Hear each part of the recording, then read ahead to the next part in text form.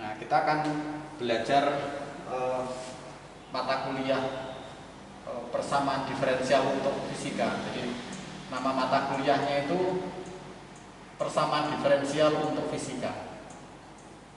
Untuk fisika, lalu materinya sudah saya sampaikan di silabi itu. Nah, kita akan mulai bagian pendahuluan ini, yaitu terkait dengan pemodelan dan definisi. Pemodelan dan definisi. Jadi yang namanya persamaan diferensial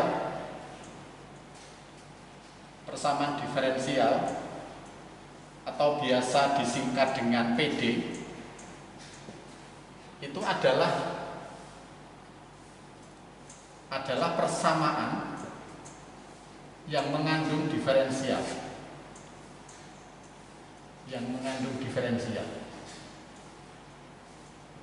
Diferensial itu turunan. Jadi kalau kita punya persamaan itu ada tanda sama dengannya, kemudian di situ ada diferensialnya, maka namanya persamaan diferensial. Nah, diferensial itu yang sudah Anda pelajari di kalkulus kan ada dua, diferensial biasa dan diferensial parsial.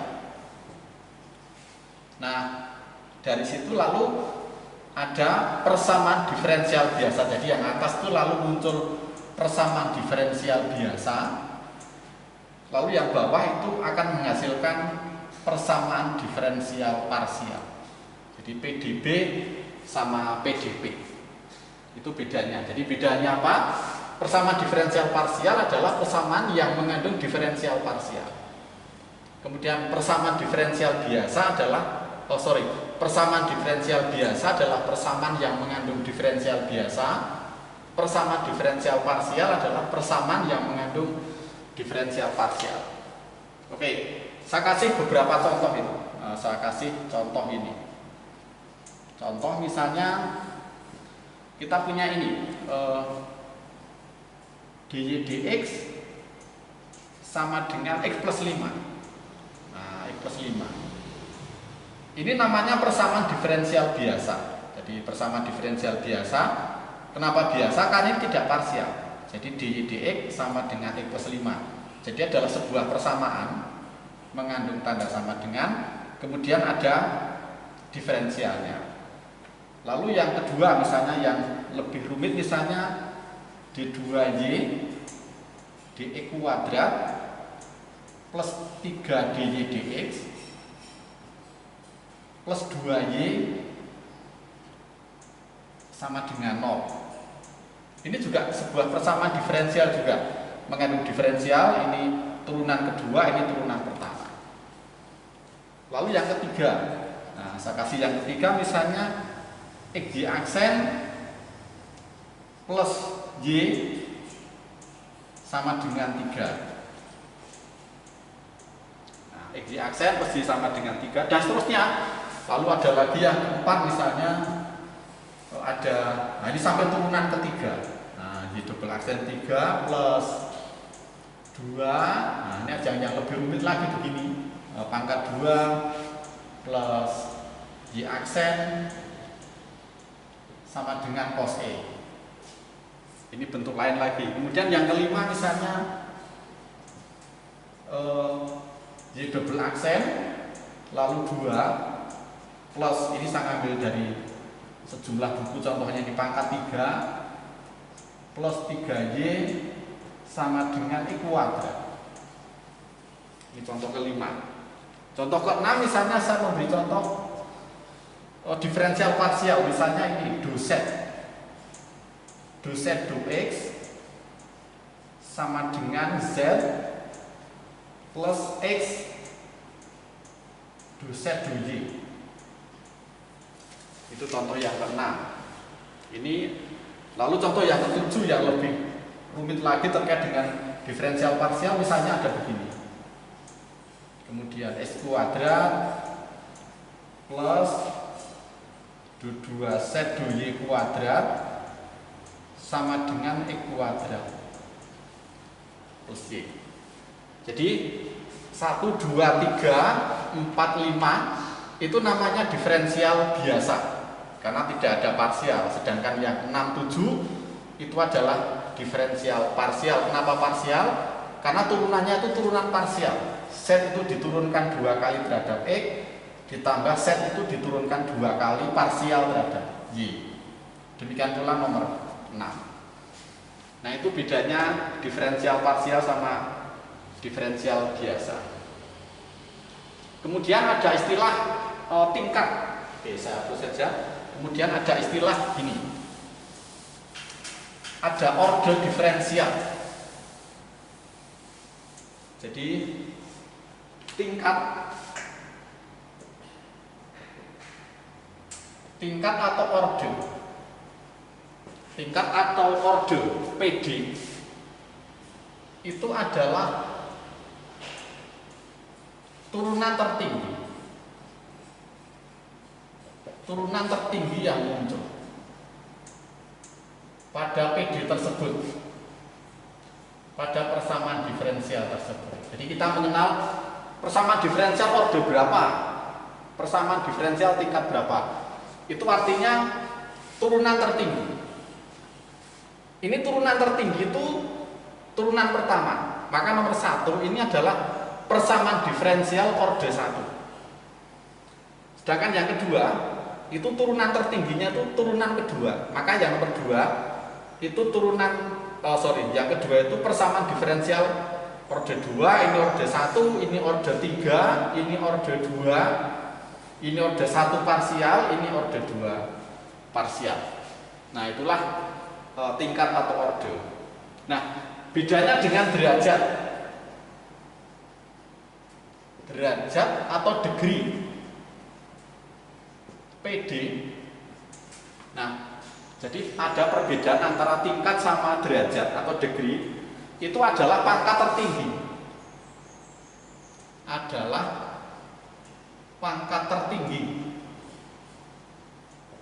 Pangkat tertinggi dari pada turunan tertinggi.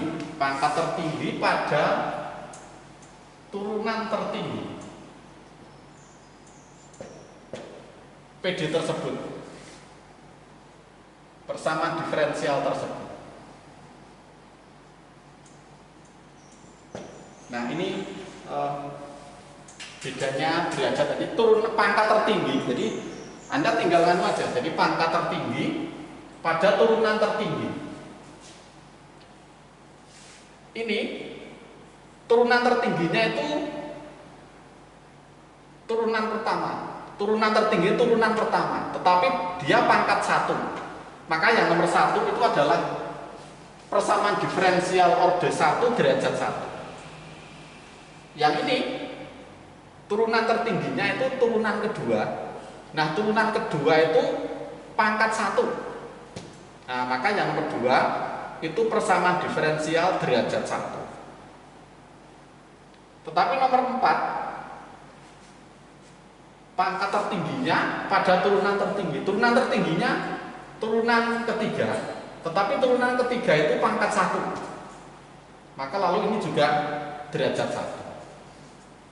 Pangkat tertingginya pangkat 2 dari turunan tertinggi. Turunan tertingginya adalah turunan kedua. Maka yang nomor 5 itu adalah persamaan diferensial derajat 2. Nah, itu beberapa contoh atau beberapa istilah perbedaan antara tingkat atau order sama derajat atau degree. Jadi perbedaannya di situ. Nah, yang baru saja saya tulis itu semuanya dalam bentuk matematik gitu. Nah, sementara mata kuliah kita kan judulnya adalah persamaan diferensial untuk fisika. Maka saya kasih contoh dalam fisika gitu. Contoh dalam fisika, misalnya pada GLBB.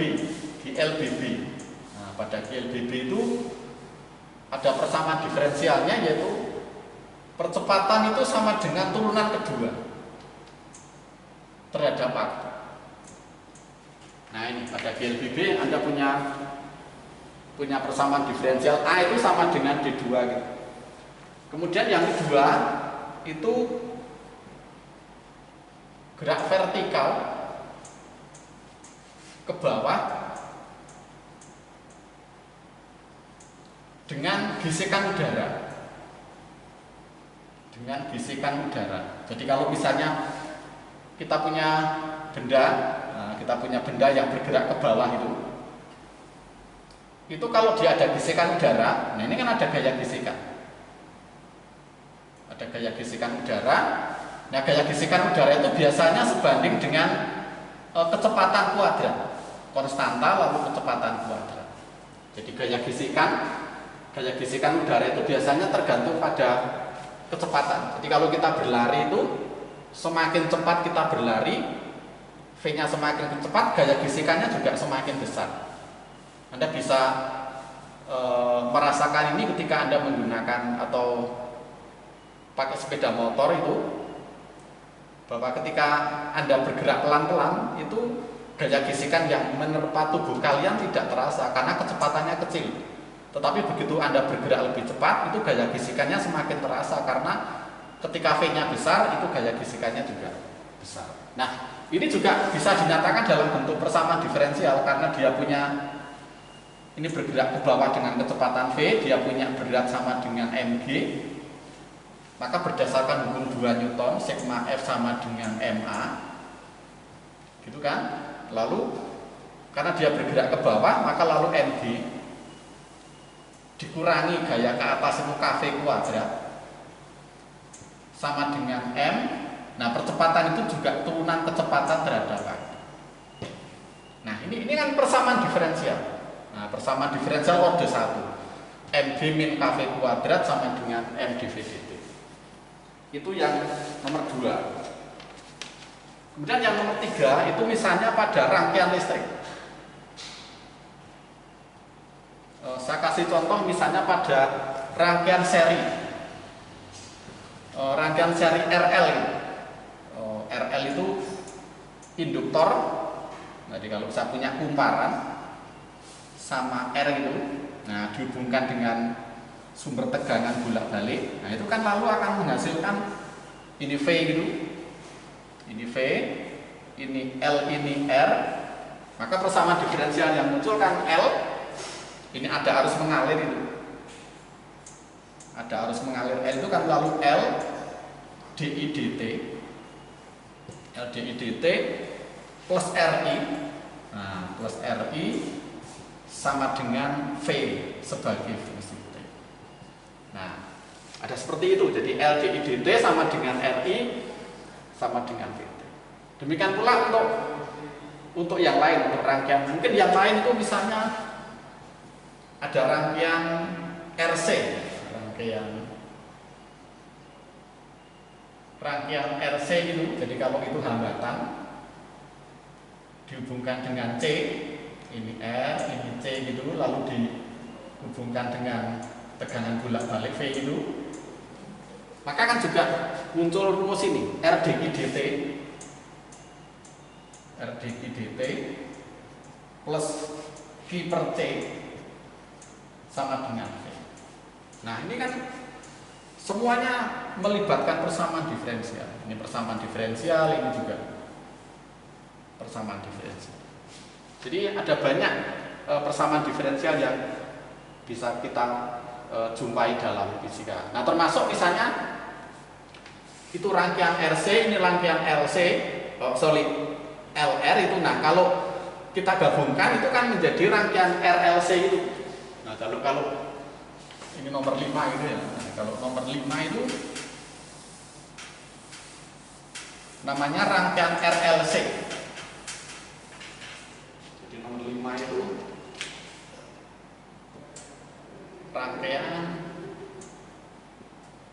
rangkaian seri RLC.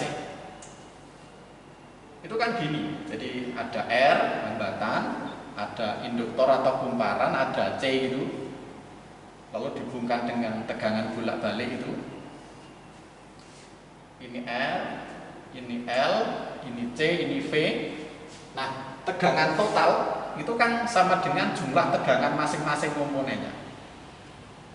VL ditambah VC sama dengan tegangan total. Nah, lalu Anda tinggal VR itu kan IR atau R kali I. Hukum Ohm itu. Lalu VL-nya tadi adalah L dI dt. L dI dt. Kemudian VC itu Q per C. Nah, ini Q per C. Lalu sama dengan. Nah, gitu. Nah, dari itu maka lalu RI dan seterusnya. Nah, kalau apa? Ini kita turunkan terhadap waktu. Kalau kita turunkan terhadap waktu kan ini adalah DI dt. Nah, jadi kalau bisa turunkan terhadap waktu kan R, ini DI dt plus ini L D2I dt kuadrat plus DI dt. Jadi kalau DI dt, nah, tetapi ini yang diturunkan dalam waktu kan ini, lalu menjadi DI dt per C sama dengan V. Tapi DI dt kan perubahan muatan terhadap waktu itu kan arus. Maka lalu ada persamaan diferensial mode 2, kalau saya tulis di depan kan jadi L D2I dt kuadrat plus R lalu DI dt plus I per C sama dengan, nah ini dV dt. Sorry, ini dV dt yang sebelah kanan itu ada, karena saya turunkan terhadap waktu, nah, dV dt.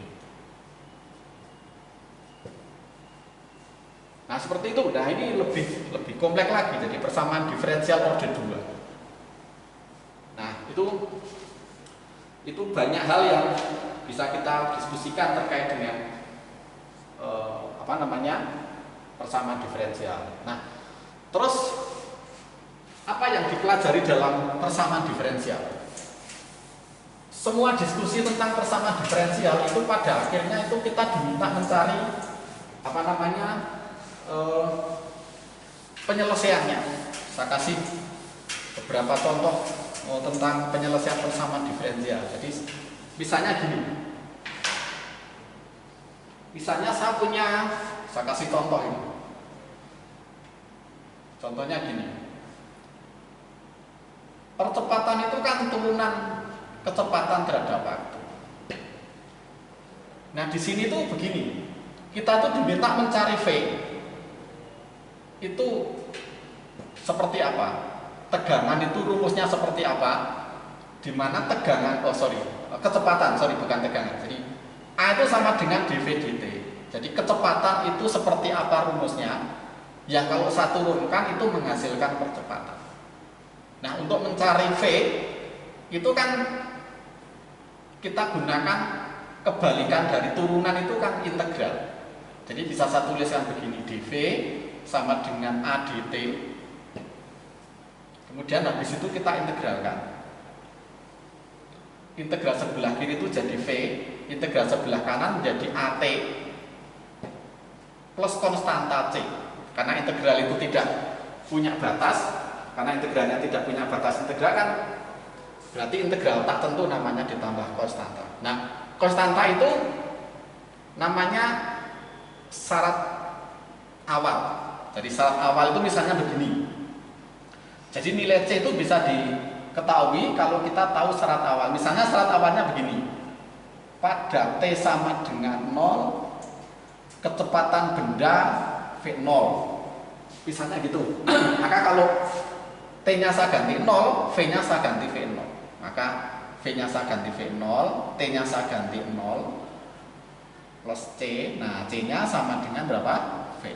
Maka lalu ada rumus begini, AT plus V0 yang orang biasanya menuliskan begini, V0 plus AT. Nah, ini kan rumus GLBB, di mana rumus GLBB itu diperoleh dari ini sebenarnya. Nah, terus rumus GLBB berikutnya apa? Nah, rumus GLBB berikutnya kita tahu bahwa yang namanya kecepatan itu kan turunan posisi terhadap waktu. Nah, maka kalau kita mencari dx, itu V dt. Nah, V-nya apa? Nah, V-nya itu V0 plus AT. Lalu ini dt, ini dx.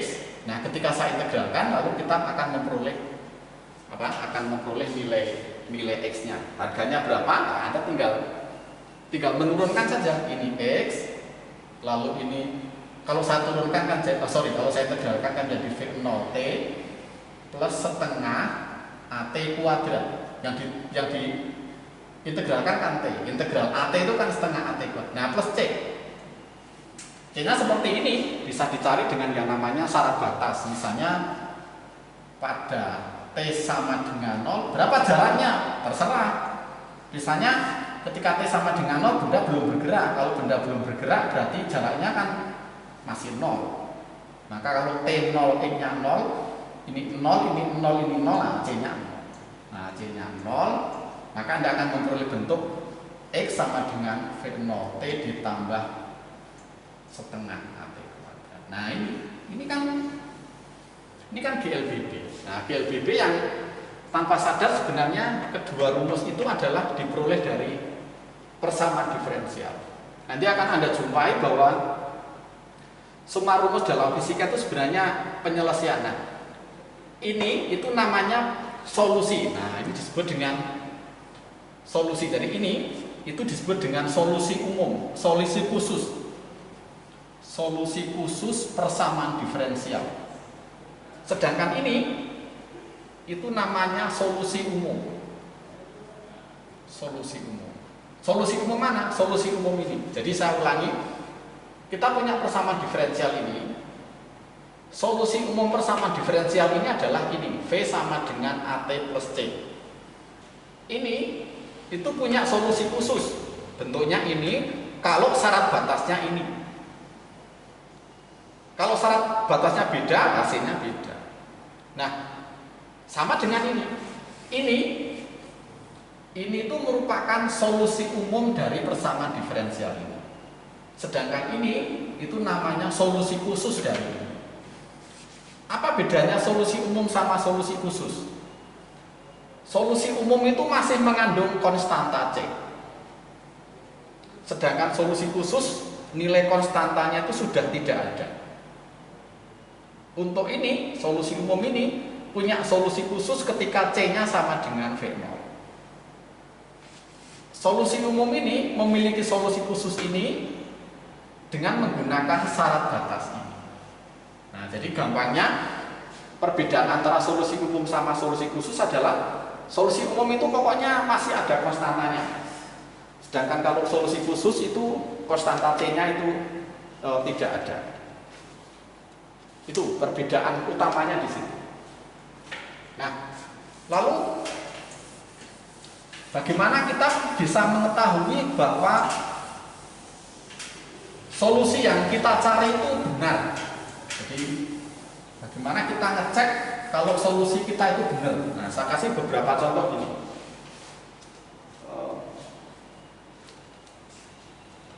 Kalau saya punya persamaan diferensial ini, saya tulis ini, jadi dy dx sama dengan y itu memiliki solusi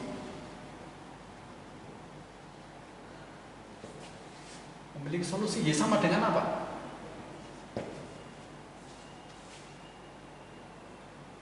Apa yang bisa kita cari?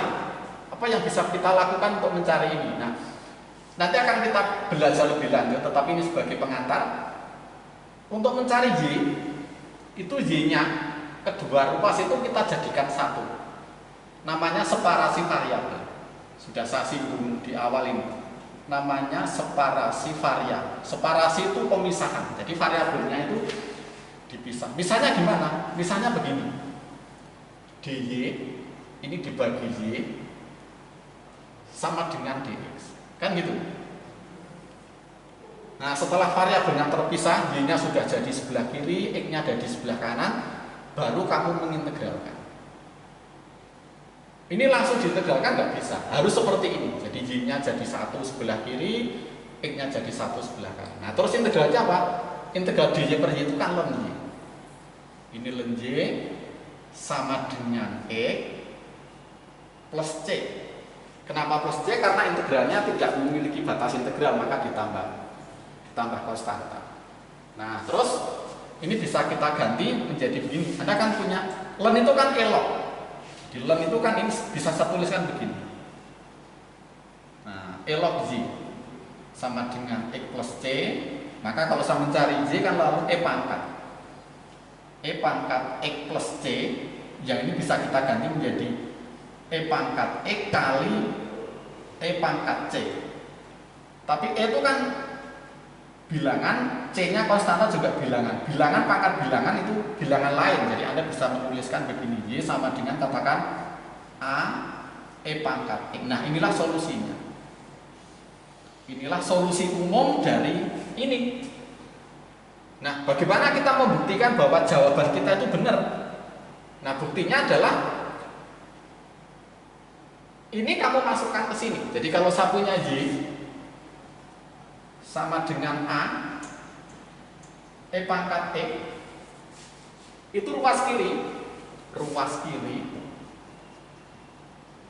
itu dy dx-nya berapa? Kalau saya turunkan terhadap X itu kan menjadi tidak berubah kan? A-nya konstanta, turunan E pangkat X kan tetap E pangkat X. Sedangkan ruas kanan itu Y. Y-nya berapa? Y-nya A E pangkat X. Nah, kalau Anda bisa menghasilkan ruas kiri sama dengan ruas kanan, maka jawaban Anda benar. Jadi jawaban kita benar. Jadi buktinya sangat sederhana. Jadi kalau Anda punya persamaan diferensial, Anda diminta mencari penyelesaiannya. Nah, penyelesaiannya itu akan bernilai benar kalau Anda menghasilkan bentuk ini, bahwa ruas kiri sama dengan ruas kanan. Oke, seperti itu misalnya. Lalu saya kasih contoh lain, misalnya penyelesaiannya nanti saja, tapi saya kasih contoh ini. Y sama dengan C1 E pangkat min X plus C2 E pangkat min 2X adalah solusi dari ini, D2Y dx kuadrat plus 3 dy dx plus 2y sama dengan 0. Jadi kalau Anda punya persamaan diferensial ini, Anda punya persamaan diferensial yang bawah ini, itu penyelesaiannya ini. Anda bisa buktikan. Bagaimana membuktikannya? Membuktikannya ya ini kamu masukkan ke sini. Kamu turunkan 2 kali ditambah 3. Ini kamu turunkan sekali ditambah 2 kali ini ketemunya 0. Nah, buktinya begini. Jadi buktinya ini kalau saya turunkan dy dx kan turunan E pangkat min X itu kan E pangkat min X kali ini diturunkan min 1. Jadi menjadi min C1 E pangkat min X. Nah, ini diturunkan lagi menjadi min 2 C2 E pangkat min 2X. Ini turunan pertama, nanti masuk sini. Lalu turunan kedua. Nah, turunan keduanya ini diturunkan lagi berarti menjadi C1 min dengan min kan plus E pangkat min X plus 4 C2 E pangkat min 2X. Nah, tinggal cek ini berarti langsung saja begini ya. Jadi ini masuk sini berarti menjadi C1 E pangkat min X plus 4 C2 E pangkat min 2X plus 3 kali dy dx berarti ini jadi min 3 C1 E pangkat min X min 6 C2 E pangkat min 2X lalu plus 2y 2 kali y berarti 2 C1 E pangkat min X plus 2 C2 E pangkat min 2X. Nah, kalau kamu jumlahkan kan ketemunya 0. Jadinya 0. Jadi ini dengan ini C1 ini min 3 dengan 1 kan min 2. Nah, min 2 habis dengan ini. Nah, ini saling menghilangkan ini. Lalu ini 4 ini min 6 itu min 2. Min 2 C2 E pangkat min 2X sana 2 C2. Nah, ini hilang dengan ini. Nah, sama dengan. Nah, itu bukti sebuah persamaan diferensial itu memiliki solusi dan solusi kita benar, itu Anda bisa membuktikan dengan cara itu. Nah, lalu saya kasih contoh yang lain. Di bagian belakang nanti akan kita pelajari asal mulanya ini dari mana. Nah, asal mulanya, kenapa ini merupakan penyelesaian ini, cara mencarinya ini seperti apa, itu nanti di bagian belakang. Tetapi untuk pengantar itu kita akan diskusi bagaimana sebuah persamaan diferensial itu memiliki solusi tertentu. Nah, lalu yang kedua, misalnya saya kasih contoh gini. Saya punya D2Y DE kuadrat plus 3DY DX plus 2Y sama dengan 0. Lalu tadi solusinya begini. Ini kan persis seperti yang nomor 1 tadi. Itu C1 E pangkat min X plus C2 E pangkat min 2X. Nah, kalau kita, ini kan solusi umum karena masih punya C1 dan C2. Nah, untuk mencari C1 C2 kita perlu syarat batas. Nah, syarat batas. Apa maksudnya syarat batas? Syarat batas itu terkait dengan koordinat. Koordinat itu X, Y, Z. Ini kan X itu kan koordinat. Maka namanya syarat batas. Tadi waktu kita bicara GLBB itu ada syarat awal. Apa bedanya syarat awal sama syarat batas? Kalau syarat awal itu terkait dengan waktu. Nah, itu bedanya syarat batas sama syarat awal. Nah, syarat batas itu terkait dengan koordinat, syarat awal itu terkait dengan waktu. Misalnya syarat batasnya ini apa? Syarat batasnya ini misalnya begini, saya kasih contoh gini. Syarat batasnya begini. Pada X sama dengan 0 itu Y-nya 1. Kemudian DY DX pada X sama dengan 0 itu nilainya 2. Nah, inilah contoh syarat batas. Jadi syarat batas inilah yang bisa kita gunakan untuk mencari nilai C1 sama C2. Nah, caranya bagaimana?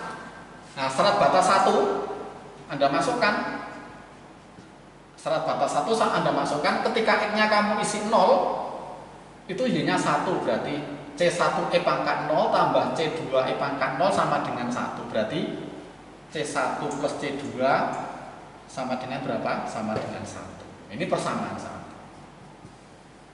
Kemudian syarat batas 2 Anda masukkan, syarat batas 2 kita perlu turunan dulu. Nah, turunannya ini apa? Turunannya ini DY DX turunannya min C1 E pangkat min X min 2 C2 E pangkat min 2X. Itu kan? Nah, kalau Anda masukkan syarat batas 1, ketika X kamu masukkan 0, nilai DY DX-nya itu 2. Jadi menjadi min C1 min 2 C2 sama dengan 2. Nah, ini persamaan 2. Nah, dari persamaan 1 sama persamaan 2 ini, kalau ini persamaan 2.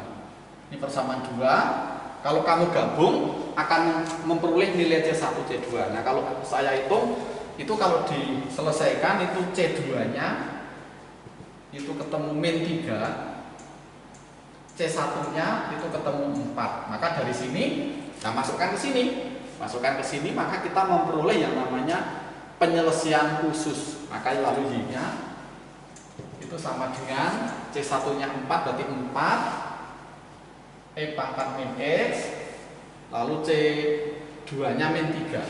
Min 3 E pangkat min 2. Nah, ini namanya solusi apa? Solusi khusus. Nah, Nah, solusi khusus dari mana? Solusi khusus dari ini. Sedangkan ini itu namanya solusi umum. Ini seperti tadi saya sampaikan itu namanya solusi umum. Nah, baik solusi umum maupun solusi khusus kalau Anda masukkan ke sini itu ketemunya 0. Nah, itu terkait dengan solusi umum sama solusi khusus. Lalu ada istilah persamaan diferensial linier. Persamaan diferensial linier itu begini, ada definisi yang mudah kita gunakan untuk mendeskripsikan persamaan diferensial itu linier atau tidak linier itu seperti ini. Jadi bentuk umum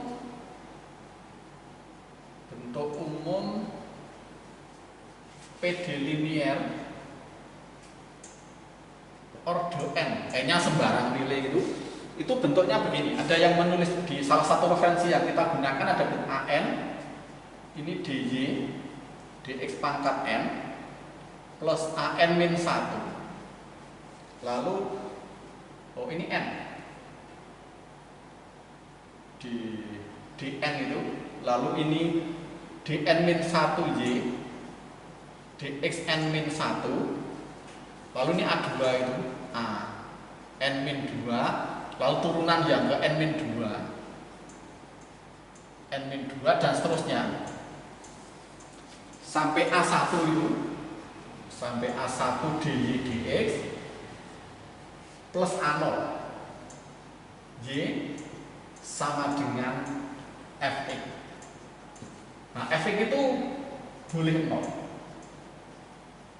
Jadi ada persamaan diferensial sekian tambah sekian tambah sekian tambah sekian sama dengan 0. Tetapi ada sekian tambah sekian tambah sekian sama dengan Fx. Fx itu bisa cos X, bisa sin X, bisa X kuadrat dan seterusnya. Nah, kalau Anda punya bentuk seperti ini, itu namanya persamaan diferensial linier order n, tergantung n-nya berapa. Nah, contohnya ini, saya kasih contoh misalnya nomor 1 itu X dy dx ditambah X kuadrat Y sama dengan 1/X. Ini persamaan diferensial linier order 1, di mana AN-nya X, ini N-nya 1, N-nya 1, ini 0, ini 0, 0, sampai terakhir itu X kuadrat Y, dari X kuadrat itu nilai A0 itu. Lalu sebelah kanan itu 1/X. Lalu contoh yang kedua misalnya D2Y dx kuadrat plus dy dx min y sama dengan 0. Ini juga linier. Jadi ini kan sama dengan ini, n-nya 2. N-nya 2 berarti A2-nya 1, kemudian ini 1, lalu min y berarti A0-nya min 1, efeknya 0. Berarti ini adalah PD linier. PD linier. Itu kemudian, tapi yang ketiga, saya punya bentuk begini, dy dx plus y kuadrat sama dengan 1. Nah, ini kalau Anda kaitkan dengan ini tidak cocok, karena di sini tidak muncul y kuadrat. Di sana kan nggak ada y kuadrat, maka ini adalah PD tak linier. Tak linier. Persamaan diferensial tak linier. Yang menyebabkan tidak linier apa? Yang menyebabkan tidak linier itu ini. Ini tidak. Kalau seandainya ini saya ganti y sama pangkat 1 menjadi dy dx plus y sama dengan 1, itu menjadi linier. Nah, menjadi itu. Ya, jadi pokoknya linier atau tidak linier, Anda tinggal melihat ini. Jadi itulah pembahasan tentang apa itu persamaan diferensial linier dan tidak linier, kemudian biasa sama parsial, kemudian solusi umum sama solusi khusus, dan bukti bahwa sebuah fungsi itu merupakan solusi dari sebuah persamaan diferensial, Anda tinggal memasukkan fungsi itu ke dalam persamaan diferensialnya. Nah, ketika akan memperoleh bentuk identitas, kita akan yakin bahwa fungsi yang kita peroleh itu adalah solusi dari persamaan diferensial yang kita diskusikan. Oke, baik, sampai di sini dulu. Nanti kita diskusikan topik berikutnya, bagaimana cara kita mencari penyelesaian persamaan diferensial yang akan kita awali dengan persamaan diferensial order 1. Terima kasih atas perhatiannya.